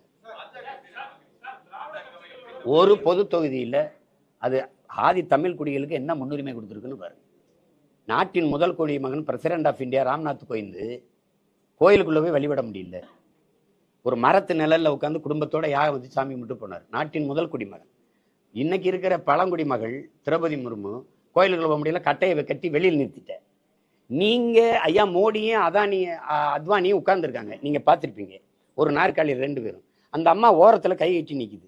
இதை விட கேவலம் ஏதாவது உலகத்துல உண்டா? ஆனால் வெளியில வந்து பாரத மாதாக்கு மாதாவை நிக்க வச்சுட்டு கை கட்டி நீங்க 2 பேரும் நாற்காலி போட்டு உட்காரீங்க. பெண்ணியத்தை எவ்வளவு மதிக்கிறீங்க, பெண்களுக்கு எவ்வளவு முன்னுரிமை கொடுக்குறீங்க, அதுவும் ஒடுக்கப்பட்ட பழங்குடி மக்கள் பிற்படுத்தப்பட்ட மக்களுக்கு என்ன முன்னுரிமை கொடுக்குறீங்கன்னு. பக்கத்துல ஒரு நாற்காலியை போட்டு உட்காருங்கன்னு. பிரசிடென்ட் ஆஃப் இந்தியாவுக்கே இந்த நிலைமைன்னா நானும் நீங்களை ஏமாத்துறேன் தம்பி. பேசுவாங்க, காதுல தேன் ஊத்தி பயன் இருக்கா தம்பி. வாயில ஊத்துனா சப்பி சாப்பிடலாம், காதுல ஊத்துனா என்ன தம்பி இருக்குது? காதுலே ஊத்துவாங்க. நிக்கல இல்ல எங்க அண்ணன். மனநிலை எங்க அண்ணன்ட்ட கேட்கறதுங்கிறத அவர் சார்ந்த இருங்க. அவர் சார்ந்து இருக்கிற தம்பி நான் கேட்கிறேன், பதில் சொல்ல விட்டுருங்க. குறுக்கு கேள்வியே கேட்டுக்கூடாது. அவர் சார்ந்து இருக்கிற, அவர் ஆதரிச்சு நிற்கிற திமுகவை கேட்கிறேன். எங்க அண்ணன் ஆராசா முதல்ல எந்த தொகுதியில நின்னாருன்னு நினைக்கிறீங்க? பெரம்பலூர்ல. அது அப்ப தனி தொகுதி. யாரு வாக்கு போட்டிருப்பாங்கன்னு நினைக்கிறீங்க? வெறும் பறையரா? நான் கேட்கறதுக்கு பதில் சொல்லணும். தனி தொகுதியா இருக்கும்போது வெறும் பறையர் மட்டும் போட்டு எங்க அண்ணன் ஜெயிச்சிருப்பாருன்னு நினைக்கிறீங்களா? இல்ல, எல்லாரும் போட்டிருப்பாங்கல்ல. இப்ப அங்க வேலை செஞ்சிருக்காருல்ல எங்க அண்ணன். இப்ப பொது தொகுதியா மாறிடுச்சு. நீ உண்மையிலேயே தமிழ் இன தலைவனா இருந்தா, எங்க அண்ணனை தாழ்த்தப்பட்டவனெல்லாம் தமிழை நான் பாக்குறதா இருந்தா என்ன சொல்லிருந்தா, நீ நில்லு ராஜான்னு சொல்லியிருந்தா பறையர் மட்டும் இல்ல எல்லாரும் போட்டிருப்பான். போட்டு தானே போன தடவை ஜெயிச்சாரு. நீங்க நீலகிரிக்கு எடுத்துட்டு போறீங்களே. அப்ப உங்களுக்குள்ள சாதியை என்ன? அவர் தாழ்த்தப்பட்டவனாவே நீ பார்த்துட்டு இருந்திருக்க. நாங்க அவரை தமிழனா ஆதி தமிழனா நாங்க பாக்குறோம். இப்ப 2க்கு வேறுபாடு இருக்குல்ல. இதே தானே எங்க ஐயா இளையராஜாக்கு பிஜேபி செஞ்சுச்சு. நீ ராஜ்யசபா கொடுத்த, அங்க ஒரு விளையாட்டு வீரர்கள் கொடுத்தா, அங்க ஒரு பிற்படுத்த ஒடுக்கப்பட்டவர் கொடுத்தா, இங்க தலித்து கொடுத்தவங்கிற. எங்க ஐயாவுக்கு நீ தகுதி பார்த்து கொடுக்கல. அவன் ஈடு இணையற்ற இசை மேதை, 21ஆம் நூற்றாண்டில் ஆகச் சிறந்த இசை மேதை. அவர் தகுதி பார்த்து நீ கொடுக்கலையே, நீ தலித்துன்னு தான் கொடுத்தங்கும் போது கோபுரமா வராது. இதான் பிஜேபி தாழ்த்தப்பட்ட மக்கள் பக்கம் நிற்கிறது. சரி, அதே இது வந்து நீங்க வந்து நீ அயோத்தியில வந்து அகிலேஷ் யாதவ் வந்து போய் ஒரு தாழ்த்தப்பட்ட ஒரு மகனை நிறுத்தி வென்றுட்டாரு. அதை பிஜேபி செஞ்சிருந்தா பொது தொகுதியில சரியா இருக்குடா அப்படின்னு நம்ம பேசலாம். அம்மையார் ஜெயலலிதா கூட தலித்தலின் மேல ஐயா கொண்டு திருச்சியில் நிறுத்தி வெல்ல விட்டாங்க. அப்படி திமுக தான் முயற்சிச்சிருக்கா தம்பி? அதிமுக உங்களுக்கு தெரியும், சமைச்சு வைக்கிறாரு சாப்பாடு ஐயா தனபால் அவர்கள். இவங்கெல்லாம் சாதி இதில் சாப்பிடல. ஒரு தடவை மறுபடியும் சமைக்கல. கம்ப்ளைண்ட் போது குற்றச்சாட்டு வந்து இந்த ஜெயலலிதா அம்மையார் கூப்பிட்டு கேட்குறாங்க, என்ன தனபால் ஏன் சமைக்கணும்? அழுகிறாரு. ஏன் அழுகிறீங்க? போன தடவை சமைச்சு வச்சம்மா சாதி பார்த்துட்டு யாரும் சாப்பிடல, இந்த தடவை சமைச்சேன்னா வீணாத்தான் போயிரும், நம்ம சமைக்கலாமான்னு இருங்க நான் பார்த்துக்கிறேன்னு உணவுத்துறை அமைச்சராக போடுறாங்க. அது சேட்டை தான். ஆனால் அவரை இது பண்றீங்களாடா, உணவுத்துறை அமைச்சராக போடுறேன். மறுபடியும் அவரை இழிவுபடுத்துறாங்க. அப்ப நான் வரைக்கும் யாரு வந்தா நீங்க வரும்போது நான் உட்பட எல்லாரும் எந்திரிச்சு நிக்கிற ஒரு இடத்துல உங்களை உட்கார வைக்கிறேன்னு சபாநாயகர் ஆகினாங்க. அது மாறுது. ஆனா நீங்க அப்படி எதையுமே செய்யலையே. ஆனா நீங்க பெரியார பேசியிருக்கீங்க, பேரறிஞர் அண்ணா பேசியிருக்கீங்க, சமூக நீதி பேசியிருக்கீங்க. இந்த பாருங்க, இங்க முதலமைச்சர் உட்கார்ந்துட்டாருங்க, எங்க அண்ணன் ஆராசா இங்க வந்து உட்கார்றாருங்க. எந்திரிச்சு இங்க உட்கார சொல்லி தன் மகனை உட்கார வைக்கிறாருங்க. எம்பட்டு பெரிய சனாதன எதிர்ப்பு, சமூக நீதிங்க. ஏன் இவருக்கு இங்க அண்ணன் எங்க ராசா உட்காந்து இங்க உதயநிதி உட்கார்ந்தா என்ன பின்னாடி இருக்கையில புண்ணாயிருமாங்க? எதை பத்தி பேச உங்க தகுதி நேர்மை வச்சிருக்கு? நீங்க ஒரு பொது தொகுதி தானங்க எங்க அண்ணன் கேட்டார் திருமாவளவன், தகுதி இல்லையாங்க? காங்கிரஸை விட, விடுதலை சிறுத்தைகளை விட காங்கிரஸ் பெரிய கட்சின்னு யாராவது சொல்லுங்க, நான் இப்படியே நிறுத்திட்டு போயிடுறேன். 23 விழுக்காடு ஆதித்தமிழர்களுக்கு வாக்காடு, 13 விழுக்காடு வாக்கு திமுக பெற்றுக் கொடுக்கறது எங்க அண்ணன் திருமாவளவன். காங்கிரஸுக்கு அத்தனை விழுக்காடு இருக்காங்க. எதுக்கு 10 தொகுதி? என் இனத்தை கொன்னதுக்கா? கச்சத்தீவத்தை மீட்டு தராதுக்கா? காவிரி நதிநீர் உரிமை பறி கொடுத்ததுக்கா? எதுக்காக காங்கிரஸுக்கு 10 தொகுதி? 10க்கும் 10 ஜெயிக்க வச்சு ஏன் அனுப்பணும்? ஏன் அனுப்பணும்? வட மாவட்டங்கள்ல திருமாவளம் இல்லாம அவங்க வெற்றி சாத்தியப்பட்டுருச்சா? சொல்லுங்க தம்பி, நீங்க சொல்லுங்க தம்பி. ஏன் அவருக்கு ஒரு பொது தொகுதி கொடுக்கல? சரி, நீங்க பொது தொகுதி அண்ணன் கொடுக்காதீங்க. ஒரு பொது தொகுதியில ஆதி தமிழ் குடியை நிறுத்துங்களே, ஒரு தேவேந்திரரே ஒரு பறையரை நிறுத்துங்களே, அதையாவது செய்யுங்க. நீங்க நின்ன 22ல ஒரு இஸ்லாமியன் கொடுக்கலையே.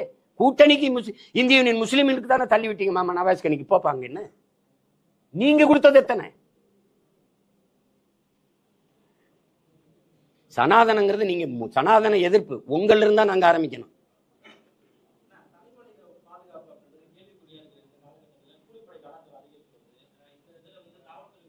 அதிகரிச்சு வர்றது யார் ஆட்சிக்கு வந்த பிறகு?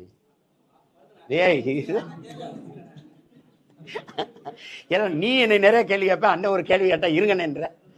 சொல்லு சரி சொல்லு சொல்லு.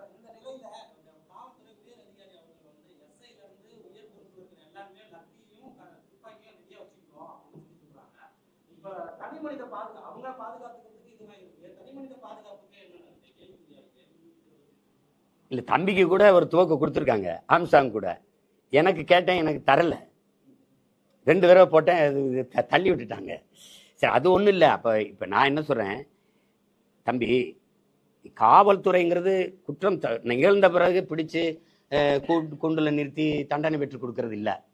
நம்ம தலைவர், எங்கள் தலைவர் எங்களுக்கு கற்பித்தது, காவல்துறை என்பது குற்றவாளிகளை பிடித்து கூண்டில் நிறுத்துவதல்ல அவர்கள் வேலை, குற்றவாளிகளே உருவாகாத ஒரு சமூகத்தை உருவாக்குவதான்னு. நம்மளால துப்பாக்கி லத்தியில் வச்சு இதை சரி செய்ய முடியாது. கற்பித்தல் தான், அன்பு தான். அதை நியாயமாக பேசி அதை புரிய வைக்கணும், அதை இது பண்ணணும். நீங்கள் எதுக்கு குண்டாஸ் போடணும்னே உங்களுக்கு தெரியல. மீம்ஸ் போடுற மேலே குண்டாஸ் போடுறீங்க, உங்களுக்கு எதிராக ஒரு வலையொலியில் ஒரு கருத்து சொல்கிற மேலே குண்டாஸ் போடுறீங்க. கொலை செய்கிறவனை சும்மா தூக்கி அவனை விசாரணையே இல்லை. ஏன் கொன்ன? எதுக்காக கொன்ன? யார் சொல்லி கொன்ன? நீ கொல்றதுக்கான நோக்கம் என்ன? இந்த விசாரணையே வெளியில் வரலையே. அவன் யாரையும் நீங்கள் கைது செய்யல. எல்லாருமே தம்பி ஆம்ஸ்டாங் கொலை வழக்கில் சரணடைஞ்சவங்க தான். அப்படியே தூக்கொண்டே உள்ள வச்சுட்டீங்க, அப்படியே ரிமாண்ட் பண்ணிட்டீங்கல்ல. கூப்பிட்டு விசாரிச்சோம், இதுக்காக பண்ணோன்னு சொல்றாங்கன்னு. ஏன்னா அண்ணன் திருமாவளவன் உட்பட எல்லாருக்குமே இருக்கிற சந்தேகம், கொலையாளிகள் வேற, சரணடைஞ்சு இருக்கிற ஆள்கள் வேற. அப்ப எதையோ ஒண்ணு மறைக்கிறதுக்கு யாரோ ஒண்ணு செய்யறாங்க. அது யாருங்கிறதானே கேள்வி.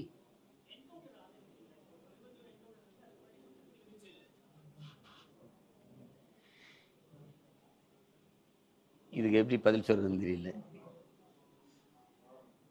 என்கவுண்டர் எதுக்காக செய்யப்படுதுன்னு இருக்கு. இப்போ ஒரு 6 வயசு குழந்தைய ஒருத்தன் வன்புணர்வு செஞ்சு கொலை செஞ்சிடறான்னா அவனை கொண்டு திருப்பி சிறையில் அடைச்சல, அதெல்லாம் தப்பு. நீங்க பாத்தீங்க, இங்க ஒரு பெண்ணை ஒருத்தன் எரிச்சிட்டான், அப்புறம் திருப்பி 90 நாள் அவனை விட்டீங்க, அம்மாவையும் கொலை பண்ணிட்டான். இப்போ அவனெல்லாம் என்ன பண்ணலாம்?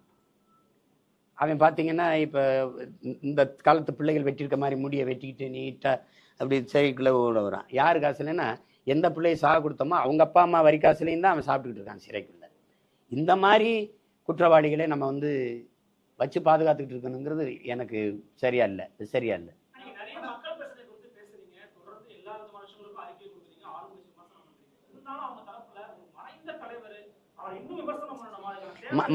மறைந்தவர் தானே ஹிட்லரு. நீங்க அவனை கொடுங்கோலன்றீங்க? மறைந்தவர் தானே. அப்படின்னா மறைஞ்சிட்டா அவங்க செஞ்ச தீமையெல்லாம் மறைஞ்சிரும்னா அது எப்படின்னு சொல்லுங்க. நீங்க செய்த குற்றம் சரித்திரத்துல இவன் துரோகின்னு சொல்றீங்க. எப்படி சொல்றீங்க?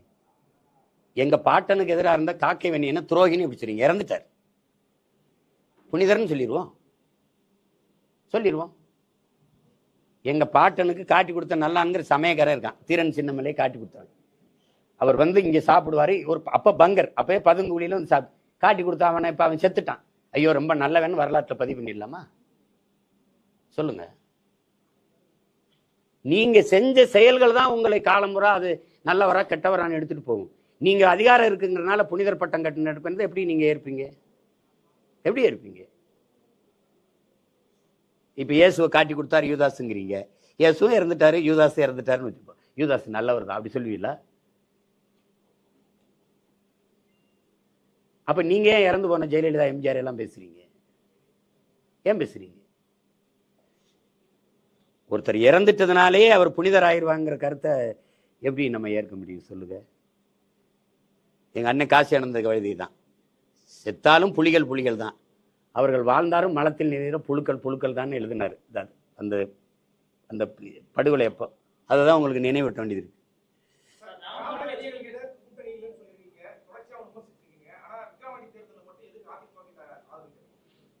அவங்க என்கிட்ட 3 தடவை ஆதரவு கேட்டாங்க, வேலை செஞ்சேன். ஆதரவு அவங்க நின்றுருந்தா கேட்க போகிறதில்ல, நிற்கலை. அதனால உங்கள் வாக்குகளை பொது எதிரியை நம்ம வலுவான எதிரியாக வீழ்த்துறதுக்கு எனக்கு ஆதரிங்கன்னு கேட்டேன், அவ்வளோதான்.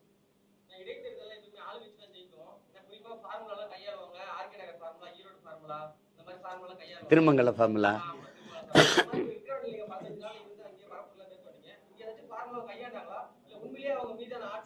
அதே ஃபார்முலா, ஈரோடு கிழக்கு ஃபார்முலா தான். ஈரோடு பட்டியல் அடைக்கிறது தெரிஞ்சுக்கிட்டு தானே கேட்குறீங்க நீ, அதே தான்.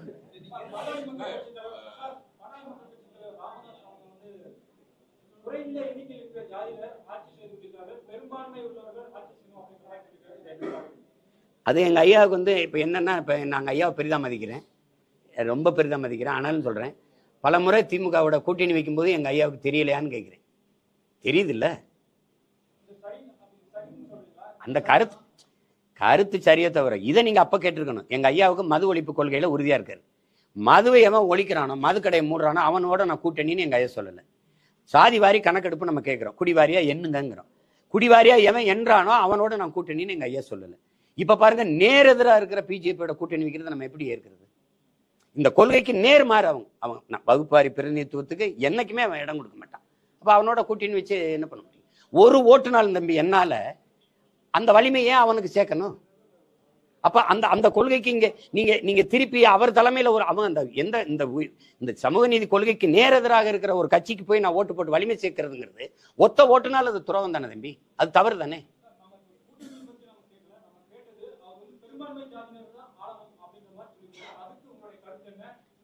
பெரும்பான்மை சாதின்னு நீங்க சொல்ல வேண்டியதில்லை. இந்த மண்ணின் பிள்ளைகள், இந்த மண்ணில் இருக்கிற இந்த பூர்வீக குடிகள், இந்த நிலம் சார்ந்தவன், மாநில உரிமைன்னு ஒன்று இருக்கு தம்பி. மாநில எல்லை பிரிப்பு, நீங்க மாநிலத்தை பிரிக்கிறீங்க. மொழிவாரி தான் தேசிய நிலங்கள், இனங்கள் நிலங்கள் நீங்க பிரிச்சிங்க. அந்தந்த மொழிவழி தேசிய இனத்தை அந்தந்த மொழிவழி மாநில மகன் ஆளும்போது அவனுடைய உரிமை பாதுகாக்கப்படுது, அவனுடைய மொழி பாதுகாக்கப்படுது. இப்ப கர்நாடகால 100 விழுக்காடு தனியார் தொழிற்சாலையில் கூட அந்த மண்ணின் மக்களுக்கு வேலை கொடுக்கணுங்கிற ஒரு சட்டம் ஏற்ற முடியும். எங்களுக்கு அப்படி இல்லை, நாங்கள் 20 விழுக்காடை தொடர்றதே பெரிய போராட்டமா இருக்கு. அதனால நீங்க சாதின்னு எடுத்துக்காதீங்க. இந்த மண்ணின் மக்கள், இந்த மண் சார்ந்த, இந்த மொழி இனம் சார்ந்த ஒரு மகன் ஆளணுங்கிறதுல, அந்த கோட்பாட்டில் எங்க ஐயாவோட கருத்துல நான் உடன்படுறேன்.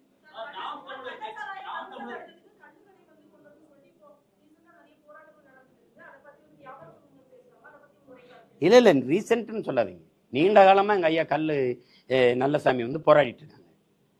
அரசியல் சாசனமே கல் உணவின் ஒரு பகுதின்னு தான் சொல்லுது. சங்க இலக்கியிலிருந்து கல் இருக்குது, அது இருக்குது. ஐயா வைரமுத்து கூட அந்த பாடல்ல எழுதியிருக்கா. அப்படி அது எழுதியிருக்காங்க. நம்ம எப்படி ஒவ்வொரு தேசிய இனத்துக்கும் ஒரு மது இருக்கு தங்கச்சி. ரஷ்யானா வோட்கா இருக்குது, மற்ற நாடுகள்னா ரம் இருக்குது, ஜின் இருக்குது, அப்படி இருக்குது. அதனால நம்மளுடைய குடிபானம்னு ஒன்று இருக்கு, மதுபானம். அது பனம்பால், தென்னம்பால், இந்த ஈச்சம்பால், இது மாதிரி மூலிகை, அது எந்த கலப்படம் இல்லாத தூய மதுவை வச்சுட்டு போகலாம். அதை தான் அவங்க சொல்றாங்க. வரும்போது வேளாண்குடி மக்கள் வாழ்வாங்க, அந்த பனை தென்னை பாதுகாக்கப்படும். இல்லைன்னா 150 ஆண்டு கால பனை காலவாய்க்கு, செங்கல் காலவாய்க்கு 100 ரூபாய்க்கு 150 ரூபாய்க்கு விற்கப்படுது. அதை பத்தி நம்ம கவலைப்படுறது இல்லை. அதனால அது இந்த சீம சாராய கடைகளை ஒழிச்சிட்டு நம்ம கல்லு கடையை திறந்து விடுவது சரிதான்.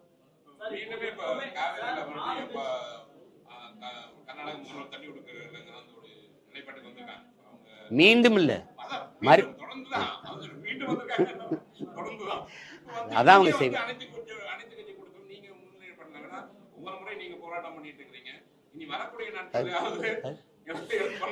அரசு கூட்டுற அனைத்து கட்சி கூட்டத்துக்கே என்னை சேர்க்காது. இதுல நான் ஒரு அனைத்து கட்சி கூட்டத்துக்கு இவங்க வர போறாங்களா? நீங்க போராடுங்கன்னு சொல்லுங்க, நான் போராடுறேன், அது நான் செய்வேன். அதான் சொல்ல அனைத்து கட்சி கூட்டத்தை யார் நான் செய்வேன்.